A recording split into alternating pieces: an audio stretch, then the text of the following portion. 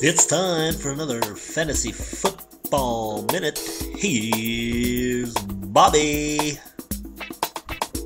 Welcome to week 5. This is Fantasy Football Minute and I am your host, Bob Waffles. Joining us this week is nationally syndicated sports writer and former underwater BB stacking champion, Brock Lee. Welcome, Brock. Thank you, Bob. I just want to say, I watch your show all the time, Bob, and I am a huge fan. Thank you for this opportunity. It is my pleasure to have you here. Let's get started tonight with the Mesa Bus Yard League. Week 5 saw many great matchups, including the game between Flatline and Black Dynamite to decide who would take sole possession of first place. This game was amazing, folks, but we will cover that a bit later. First up this evening is the game between Rather Be Teeing Off and the Dallas Texans. Calling this matchup a game is stretching the term a bit. This was a mess. Neither team seemed to have the will to put any points on the board.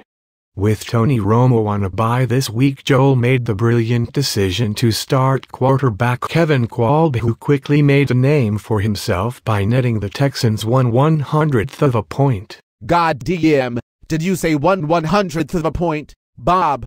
That is horrible. Seriously, 1/100th of a point? The only thing lower than that is Tanker's credit score. DM. Well, even with both teams refusing to score, this was one of only 2 games that came down to Monday night. Each team had 1 man left for the Monday night game, and they needed them. At the end of the night, Shelley and Rather Be Teeing Off emerged victorious, earning Shelley her first win of the season. Final score was Texans 104, Rather Be Teeing Off 108. And that was only the second lowest scoring game of the week, Brock. Speaking of scoring, this week's show is being brought to you by Kitty Carpet. Ladies, have you ever found yourself in the rare situation where your lack of pubic hair became an embarrassment instead of a hard-earned achievement? The Kitty Carpet can help you solve this unique problem. Kitty Carpet is a soft, adhesive merkin that fits over your pubic area to supply you with pubic hair when you need it most. Going to the beach with your grandmother? Dating an Amish guy? Filming a nude scene in a 1920s period piece? The Kitty Carpet can give back a piece of what nature intended you to have. Or maybe your carpet just doesn't match the drapes. That's one of the reasons the Kitty Carpet is available in black, blonde and pink. Cover your lady bits with a Kitty Carpet in any situation where you don't want to show the full Monty. Just cut the carpet to your desired size and shape, and use the included skin-safe adhesive to stick it to your kitty. Available at fine retailers everywhere. Next up were the Lions and last season's champions, Just Call Me Favre. This game was a must-win for the champion. Reeling from successive losses, Just Call Me Favre entered this matchup at an even 500. It was quickly apparent on Sunday that the champions were not interested in winning. With only one offensive player putting up more than 10 points, Just Call Me Favre's hopes were pinned on an epic game for Drew Brees, and while he managed to put up 40 points, it was far short of the 82 points he would need to tie this matchup.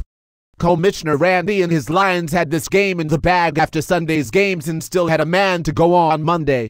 Final score was Lions 190, Just Call Me Favre 104. Hey Bob, how are Just Call Me Favre like a possum? A possum? I'm not sure, Brock. How? They play dead at home and get killed on the road. Hey Brock, do not quit your day job. Our third matchup this week featured Justin's Schwarzeneggers and Victor's Vipers. With 105 points, the Schwarzeneggers are this week's winner of the Preparation H Piss Poor Performer Award. Now on a 2-week losing streak, the Schwarzeneggers can't even manage to get their ass to the end zone, let alone to Mars. In another game that was ended on Sunday, Victor's Vipers were well ahead after Sunday's games with another player to go, and all Justin could do was watch the points pile on. With this loss, the Schwarzeneggers can say hasta la vista baby to the playoffs. Final score, Schwarzeneggers 105, Vipers 145. The Globe Vandals and their Z-Zippers took to the fantasy gridiron with high hopes this week. Ed and his Vandals were still feeling the aftershocks of a beating by Flatline last week and were hoping to put a stop to Jose and the Zippers' comeback. The Zippers' wide receivers looked like they could not catch a cold and combined for just over 10 points. Posting a breathtaking score of 77 points, Jose and his Zippers were undone by the Vandals. Final score, Globe Vandals 102, Z-Zippers 77. Maybe Jose can hit the waiver wire and get himself some much-needed mojo. It's time now for Bob's Bag, where we answer questions sent in by you, our viewers. This week's question comes from Edith McCleary in Slickpoo, Idaho. Edith asks, Bob, you are such a handsome and intelligent young man. Are you single? Well, Edith, that is a very good question and one that I get often. Unfortunately, Edith, I am married to my work. I love my job more than any woman. Sure, I will slip a roofie to the occasional barfly or hit up Hart's mom when I am in Philly, but as far as a committed relationship, no way. Thank you, Edith. This week, Tanker and his Ultimate Warriors looked to end their skid against Hart and his full flak jacket. Coming off of an impressive victory last week, Hart was looking for more of the same against Tanker. This was the only other game this week that came down to Monday night. Both teams put up good numbers and were looking good after Sunday night. Coming into Monday, each team had one player left and the Warriors had what looked to be an insurmountable 20-point lead. An outstanding game by Arian Foster for Hart, and a bit of a letdown for the Houston defense on Tanker's side made this game a very close one. At the end of Monday night, the Warriors emerged victorious. Final score was Full Flak Jacket 153, Ultimate Warriors 159. A tough loss for Hart, and he will probably cry himself to sleep tonight. We have a breaking news update just coming in, Bob. Let's go live now to Frank Greebles, who is interviewing Tanker, the head coach for the Ultimate Warriors. Frank. Thank you, Bob. I am here with Ultimate Warriors head coach, Tanker. Good evening, Tanker. Nice game tonight. Well, Frank, thank you.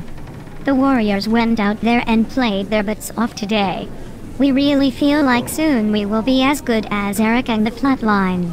We are not there yet, but someday. Tell me, Tanker, how did it feel tonight to go out there and get this win against Hart? I'll tell you, Frank, it felt real good. I really enjoy the time I spend with Hart, on and off the field. Speaking of off the field, Hart told us last week that you and him have several post-game rituals. That's right, Frank. We like to go to this private swingers club out in the West Valley and rub oil all over each other.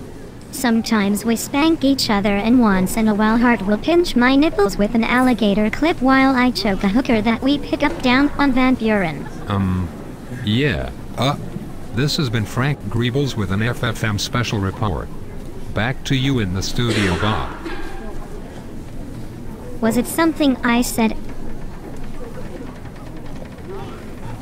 Thank you, Frank, for that, disturbing report. Disturbing is right, Bob. You know what else is disturbing? Pirates, Bob. Not just any pirates, though. I am talking about butt pirates. If you're anything like me, Bob, you'll try anything with a name like Butt Pirate. Butt Pirate, Ass Viking, Booty Conquistador. I want them all. Unfortunately, only Butt Pirate exists, so I'll just have to make do. Butt Pirate is an intimate deodorant that keeps your bum smelling bodacious. Use Butt Pirate before you have sex to really wow your partner with the scent and taste of strawberries. You'll have the tastiest hole since the donut with this organic, vegan anal douche. Strawberry-scented Butt Pirate is perfect for use before anal sex, or to wash away residue from lube after sex. Use it just like a regular enema. Find Butt Pirate Strawberry Anal Douche in the hygiene section of your favorite supermarket. God damn it, Brock, that is some messed up shit. What the hell do we have to do to get a normal commercial around here? This is a sports show, people. Where are the spots for fast cars and cool electronic gadgets? Are you serious, Strawberry Anal Douche? Christ. Moving on, our final matchup this week was the much-anticipated fight for sole possession of first place between the Flatline and Black Dynamite. And a great matchup it was. The score shifted several times Sunday and it looked like neither team was going to get ahead.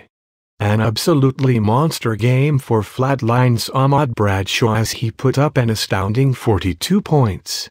Black Dynamite also put up great numbers and in the end their potent offense was too much as Flatline lost this one. Final score: Flatline 161, Black Dynamite 179. However, despite Flatline's quarterback only posting 4 points, Flatline still managed to outscore all but 2 other teams this week. This devastating loss moves Flatline to 3rd overall, but do not fear fantasy fans. Thoughts right, Bob. Flatline is the obvious choice to win it all. Do not be surprised to see a rematch of Flatline and Black Dynamite for the championship. Looking ahead to next week, Bob, we have more great matchups.